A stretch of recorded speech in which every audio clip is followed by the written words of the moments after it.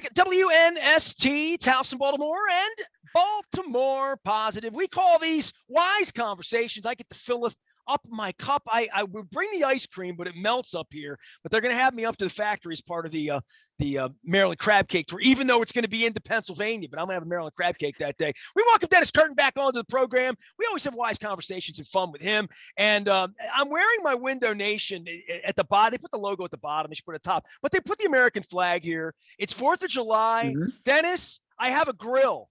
I don't know how to work it yet. There's a little red button. I'm trying to figure out how to make the whole thing work. I got some delicious garlic pepper chicken drumsticks, and my wife's away, and my son's going to come over teach me how to work the grill. But I'm going to grill some meat during this holiday. Happy 4th of July to you, Den. How are you?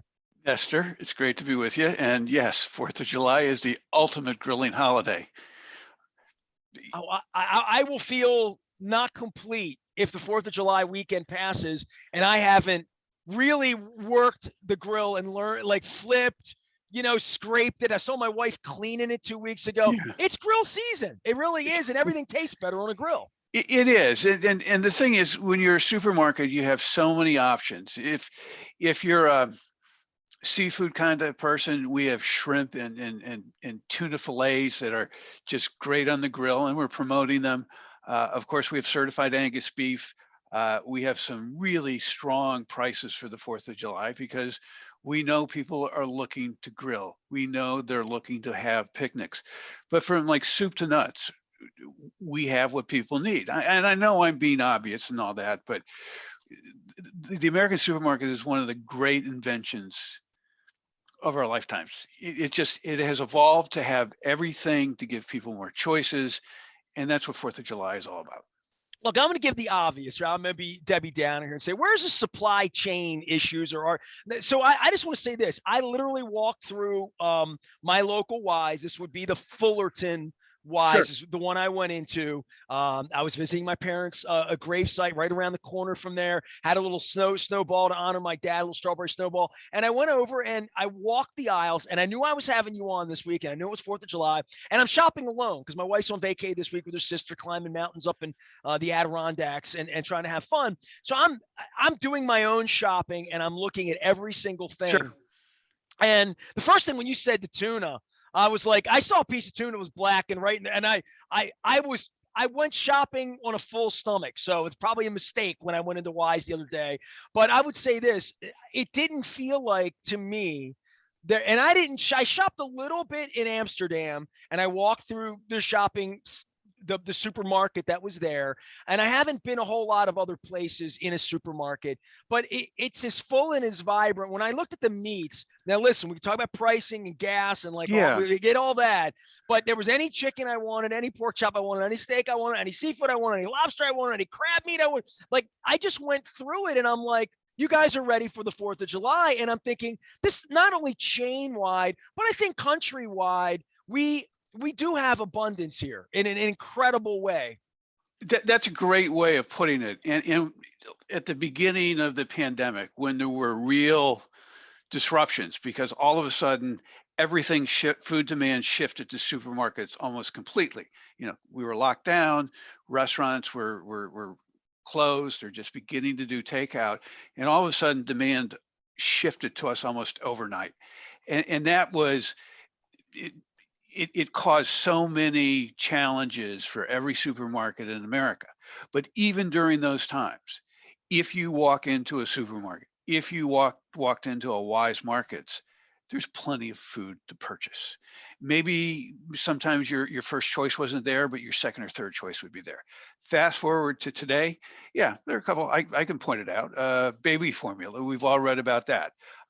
Cat food. I have a cat. See, that's interesting because I haven't shopped for baby formula. So you're right. I mean, if you don't know, toilet paper's one thing, you know what I mean? Chicken, things we like, produce, different things we're all seeing, or when the prices of tomatoes goes up, we all sort of things we all buy. Right. But baby formula if you don't have a baby in your life, you just wouldn't know that. For that segment, who has a newborn, an infant, it's a tricky time. Now that is beginning to come back to earth, but it is still a tricky time. Cat food's another one.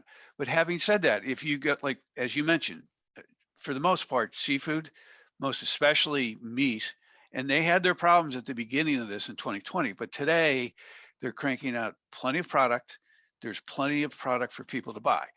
And again, with supermarkets, when we were just wee lads, supermarkets were making more choices for customers. It was like, one size fits all. But today with supermarkets, we empower customers with choices. If you want to cook a steak, we've got great steaks. We have literal actual meat cutters, which most supermarkets don't have. If you want burgers and dogs, I mean, we have more variety than you can shake a stick at. Can I tell you something I saw the other day that I wanted to bring up in a segment because I Sure. really did shop. I looked through and I love the garlic. I talk about this all the time. The garlic pepper rub that you put on chicken, and it's not 12 months a year. It kind of goes away a little bit because you go to some Chipotle or some Mhm. barbecue or some teriyaki. There's always something, but it's prepackaged and but when it comes this time of year, breasts, thighs, wings, like the Yes. whole deal, boneless breasts. When I see them, I grab them and we put them in the freezer because I love it so much on a grill. I really like it over salad. I really like it, believe it or not, in tacos and on Sure. quesadillas that we make on nachos, and because it just has so much flavor. So I'm looking through and I missed it in the beginning, and I literally was in the ice cream aisle and I turned back around. I'm like, I I know I missed something. And I went back and I started to look and I'm like, Dennis is coming on this week. We're going to talk grilling. It's 4th Okay. of July, right? So I look, you had venison. You Yes, we had do. bison. I mean, you had stuff that like I'm thinking forget just lamb, veal, shrimp, crab, king Right. crab, like all the 14 different kinds of fish and whatever. But I did not expect, and I didn't have to look hard. It sort of jumped at me. There's Yeah. venison, and I'm like, I remember my uncle had to go hunt deer in October to get venison, and I don't have a taste for it. It's a little gamey for me, but it's sitting there and it's Right there. fresh Yeah. and you can have it. And we also like the ground bison. I mean, it's considered a lower fat alternative to hamburgers. Not that I care. I mean, give me a hamburger, I'm a happy camper. But what I'm saying is, again, we're empowering people with choices, customers with choices. There's natural, there's organic, beef, poultry, and pork items, sausage, regular and organic and natural. I mean, anything you can think of, we probably have it. And that's one of the great things about supermarkets. And another thing about 4th of July, and one of the things I like about my job is that I'm always learning new things, new wrinkles, new quirks of the business, new trend, and not new trends, but trends. 4th of July is arguably the biggest week of the year for our produce departments. And if you think about it, local produce is just beginning to come into the market. It's the best time of the year for cherries. Our peaches this year come from Georgia, and it's a cooperative of family farms. I mean, the abundance. I mean, Dennis, I was strawberries. sitting over Costas the other day and I ordered too much food because my wife's out of town, right? So I ordered this and they bring me too much food. I did that at the Beaumont the other night. But I'm sitting there and I ordered too much food, and Pete and I are rapping about the goose. We lost the goose this week, and Goose's final meal in Baltimore was at Costas. He took his family in for crabs and was Instagramming and TikToking. So I saw a piece of corn come out of the kitchen. And sometimes I forget what time of year it is. I mean, I'm like, oh, late June. Oh my God, look at that corn. I said, he said, I'll bring you 2 ears. I'm like, no more food. I can't, but I haven't had a piece of corn yet. Right. And I, it, I need, this is the time of the year where I'm an heirloom tomato guy. I Right. saw sugar snap peas, which are one of my favorites. Sure. There were fresh bags of those. That's not always something that's available 12 months a year. So things that I see when they're fresh, I love cotton candy grapes. When they come in, Yes. call me, find me. I need to know. We've gotten these delicious little tomatoes. I wish I remembered the name and I would have brought them up, but they Yeah. I know. taste like cotton candy tomatoes. They're little sweet Yeah. orange yellow tomatoes. And this time of year, when you can mix that into fresh salad, fresh greens, and fresh melon, fresh cantaloupe. I mean, Right. that's I'm wearing the flag. 4th of July, if I don't have watermelon, forget it. It's not a real holiday. That and John Cougar Melon Camp. I got to have those two things. Here's another example. Cantaloupes. Later in July, they will come into season. They're called Athena cantaloupes, and they're grown by a man named Titus Hoover. We call him Junior because his father was also named Titus Hoover. And he's been supplying us for about 70 years. His family has. I mean, Titus is probably in his late 50s now, and his farm is maybe 15 miles from where I sit. and they're probably the best cantaloupes we sell year round. And that's the kind of commitment we have to buying You're local. saying third week of July is when I'm gonna do I knock on it? Second, What do yeah, I second or what third. do Yeah, I just look how do for you it. pick the good ones, man? You'll see his image in our produce departments because we highlight the local farmers, and he's one of, and he sells us a lot more than cantaloupes, but that is his signature item. So that's why it's such a fun time in produce. And getting back to corn, it used to be that you only ate corn when it was the local season. And you say, well, I don't want that corn that's down from Florida in February. Fast forward to today, Yeah, they all that crunch in it and no flavor. You know what I mean? We've all had an ear of corn like that in our lives. We have, okay, right? but those guys down in Florida have come a long way. And if you get that corn out of season, you'd be surprised how good it is. And when you hear how they do it, they harvest it and then they put it in a facility that sucks all the heat out of it, and that preserves it so that it can go north as fresh as can be. I mean, it's the food industry, just like any other industry in the world, in the country, is constantly evolving and improving. I mean, you take it for granted, supermarkets sort of, they're supermarkets, but they're always evolving and improving. And that's why it's so fun to go to a supermarket today, just to explore, just to find those little things that you didn't see before. And with 4th of July, that all comes together. Dennis Curtin is our guest. He does the public relations and spokesman sort of work for Weis Markets. You can follow what they do out at Weis Markets. Obviously, there's a Weis around the corner everywhere. Yeah, Talk about the Heritage Fair here. I wanted to redirect the conversation around sure. corn, okay? And I've never done this with you. I know you guys sponsor the Baltimore Orioles, as do my partners at the Maryland Lottery and others, Rofo. I mean, I got a lot of people that sponsor the Orioles, and people think I talk bad. The Orioles started winning this week. I don't know if you know this or not. I didn't They're know like, that. no, this is cool because this involves corn, okay? So they're playing out in Chicago, Illinois this week, okay? Where my family name resides on the wall. My cousin has a statue on the south side. The Orioles go blistering into Chicago. They're ready to sweep the White Sox, beat them up in the first game. And like any guy who's been on the radio 31 years in this market, I have lots of friends who still are into the Orioles, still travel, still live in Chicago. My dearest friend from Dundalk, Stanley Jablonski, married a Chicago White Sox fan. They live on the north side, but she's a South Sider. They always go to the Orioles, White Sox. So they get out there. And people are taking pictures. Louis Aparicio was the answer, like a trivia question on the scoreboard. People are sending me texts and tweets and whatnot. And the first thing I do whenever we play out there, if people are there, I go onto their timeline and I'm like, get the elotes.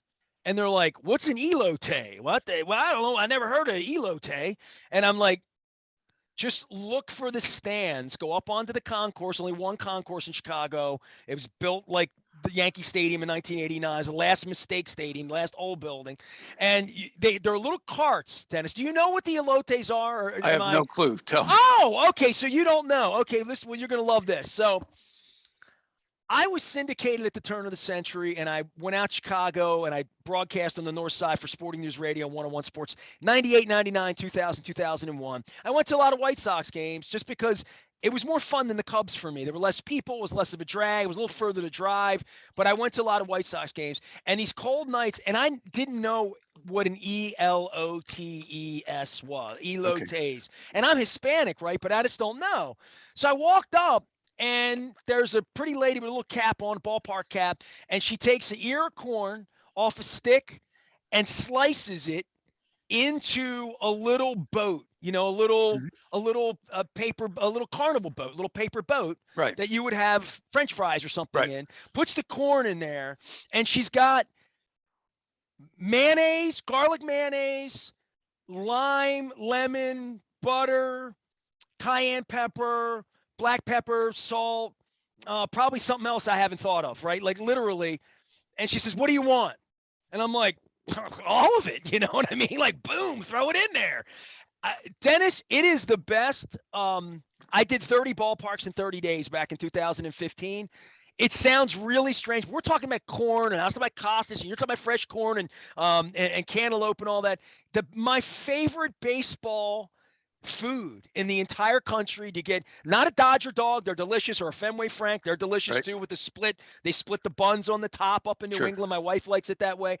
The elotes, and a Comiskey pie. I call it Comiskey. I don't know what they're calling it this week. They've had US. They've had a million names for it. Yes. God bless Bill Veck. Yeah. But no, he brought my cousin here, which got me to America. So thank you, Okay. Bill Veck. But nonetheless, I tell everybody, get the corn in Chicago. Just go get the elotes. It's simple corn.